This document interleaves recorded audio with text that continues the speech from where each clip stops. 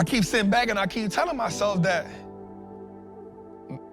maybe Mark Zuckerberg didn't really know how to run a $70 billion company. He probably did, $3 trillion company. He probably didn't know that out the gate. I don't think, I don't think Bill Gates in the beginning knew how to, but he learned it. They learned it. And if in my brain, I don't really think they better than me, then I could do it. And then my blueprint becomes the blueprint for somebody else to do it. But maybe that's somebody else that's trying to figure out how to do it. Maybe they don't got a blueprint like I don't got a blueprint. But they not in love with mediocrity, so it's not my actual blueprint that inspires them. It's the idea of just seeing me that inspires them. So just for that alone, we're not gonna fall in love with mediocrity. And we gonna go from birth to freedom. What makes Trap? What makes Leon? And I think my initial reaction was just the idea that I am resilient. I just thought about my resiliency. I thought about my ability to be faced with so many insurmountable situations, but I just never, ever gave up. I've always pushed forward. I'm not the person that, I'm gonna do everything somebody told me I couldn't do and I wanna prove people wrong and all. Like, that wasn't my mix, I'm not gonna lie. I'm just resilient. Like, I never got down on myself. I never looked at a woe is me moment. I never felt like, God, why me? I always had the why not me mindset. I always had the mindset that no matter what it was, I can push through it. I never got too high. I never got too low. I always just was in that zone where I kept pushing through. And so she was just like, you're a fighter. I said, you know what? I'd rather be a fighter than a survivor. And weird things happen when your therapist go, I said, yeah. I said, I'd rather be a fighter than a survivor. And so she was just like, explain that to me. I said, well, even though survivors have made it through things, there was a point in that where they were a victim. There was some point in there where they were the victim to a situation that wasn't expected. And I said, I went through my life always knowing that no matter what was placed in front of me, no matter how dire the situation were, no matter how dark it really was, I always believed in my heart of hearts I was gonna be victorious. And because I always knew that I would be victorious, I never got a chance to feel what it was like to be a victim. And that makes me a fighter. And so when I go through adversity in life, I'm always like, what's next?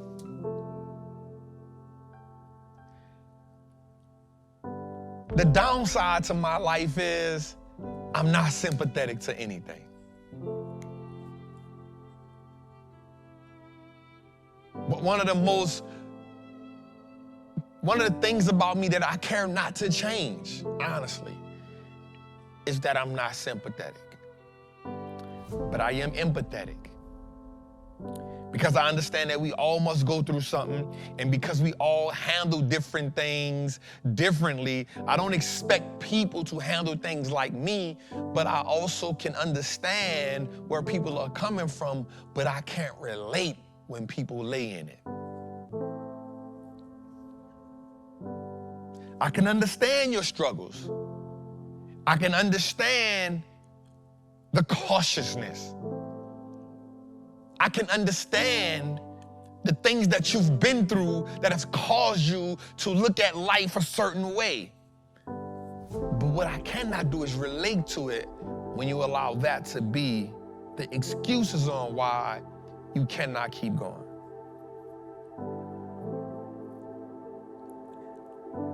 One of the biggest threats to freedom is the excuse that you weren't meant for.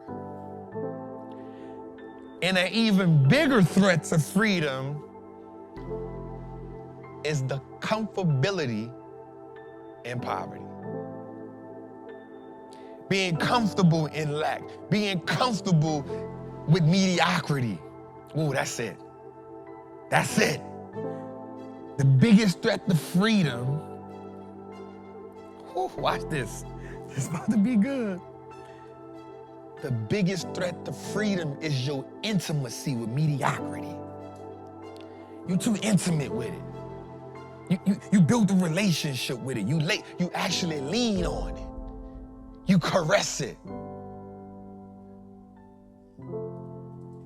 You lay with it. You have foreplay with it. I just can't stand it. And so I look at life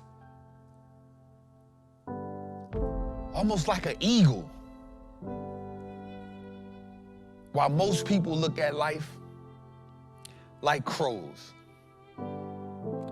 So the dope part about the relationship between a crow and an eagle is a crow will actually hop on an eagle and peck it. But the dope part about the eagle is it doesn't pay the crow any mind. It just keeps going up until it gets to an altitude where the eagle falls off. Because if it's went too high. And what I mean by that situation to us is you gotta be willing to keep rising up no matter what's eating away at you. You gotta be willing to keep rising up no matter what done latched on to you and tried to weigh you down. Our biggest problem is we keep allowing things to latch on to us and bring us down until instead of us keep going up until it falls off. Because here's what I understand, y'all. There's a certain quality of air at the top where mediocrity can't live. There's a certain quality of air at the top where subpar can't live. There's a certain quality of air at the top where excuses can't live. There's a certain quality of air at the top where mistakes keep on letting you overcome, but the excuse and the tolerance, it can't live. There's a certain quality of air at the top where only a chosen few can live. And here's the thing, it ain't that the chosen few is better than anybody else at nothing other than the ability to keep ascending. To just keep ascending. Because the air up there is different. And I think about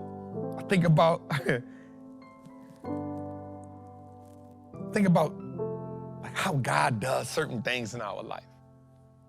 I think about how God told Noah to build an ark. He gave him like measurements. Precise measurements. And I think about how God gave Adam a blueprint on how he wanted him to be abundant, fruitful, multiply. And I think about how God tells Joshua, "For I am with you like I was with Moses." And then he gave Joshua instructions to go around it 7 times. And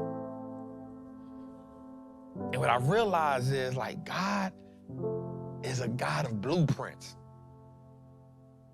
God is a God that gives us precise measurements, precise accuracy on how to get the most out of this thing.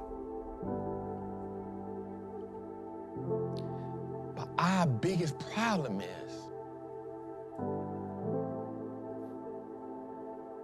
we in this toxic relationship with mediocrity. So how do we go from birth to freedom?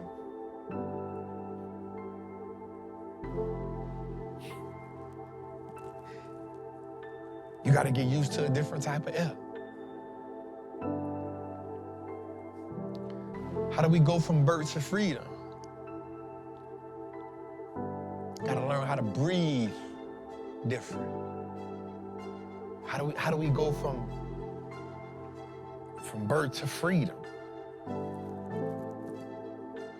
Because no matter how many times I look in the history books, freedom was never given to anyone without a fight. There has to be a struggle.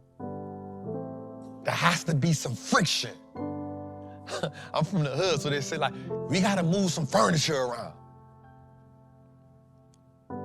And most of us want freedom to come to us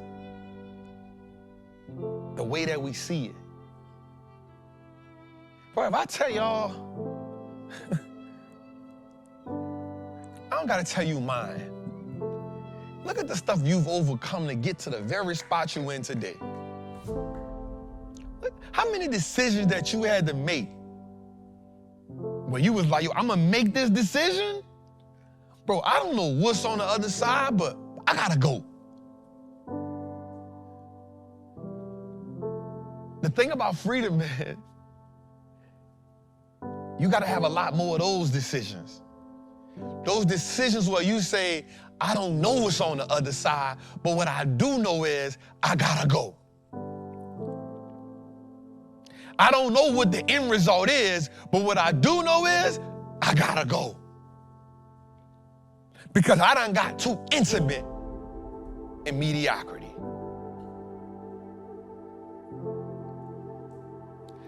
I done got caught up in mediocrity.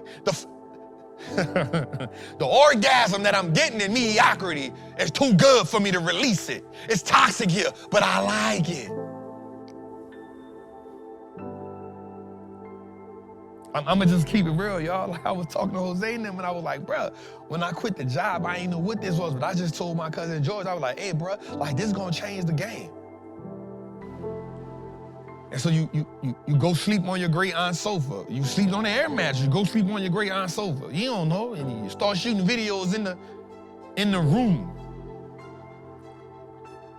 And then you on the Breakfast Club one day, and you don't got no PR age, but God is the PR, but you don't know how you get there. And then you wind up on the Ellen show one day, but you don't got no PR, but you don't know how you get there.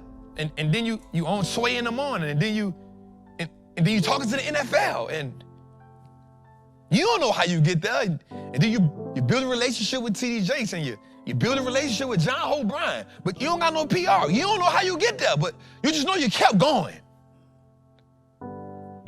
You know you kept believing.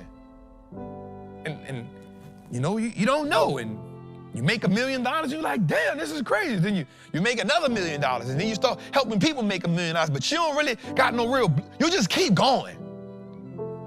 And then you decide one day to go on a tour. You don't know, you ain't never did a tour before, but I mean, what the hell? You go do 7 cities for free, and then you do 8 cities paid, but you've never done it before, and you don't got a blueprint, but you just do it anyway. You know why? Because the air different up there, so you just keep going.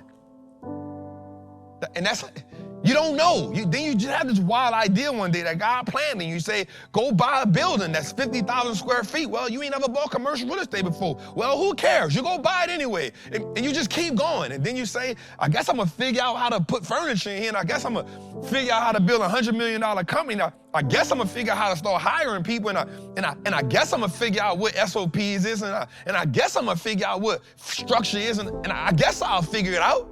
You just keep going.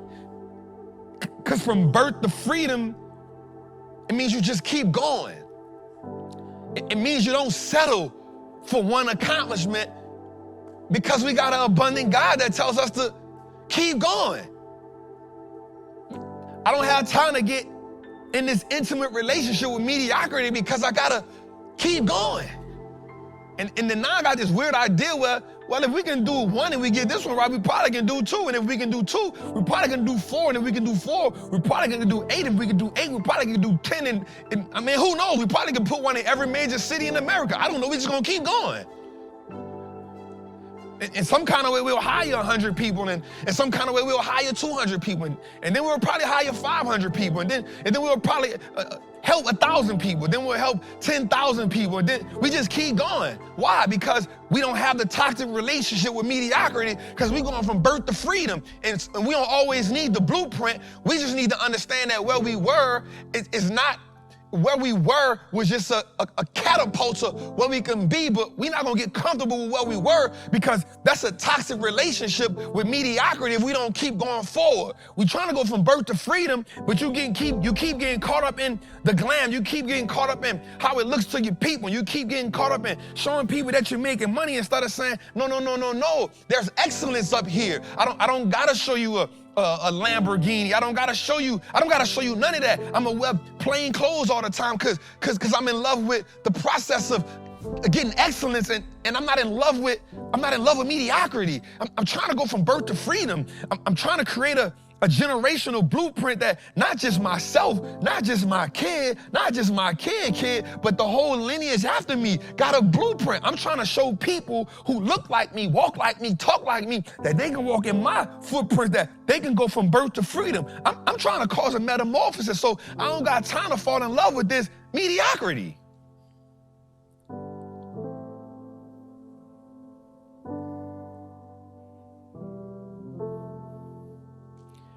I don't got time for it.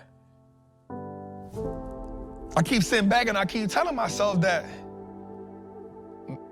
maybe Mark Zuckerberg didn't really know how to run a $70 billion company. He probably did. $3 trillion company. He probably didn't know that out the gate. I don't think, I don't think Bill Gates in the beginning knew how to, but he learned it. They learned it.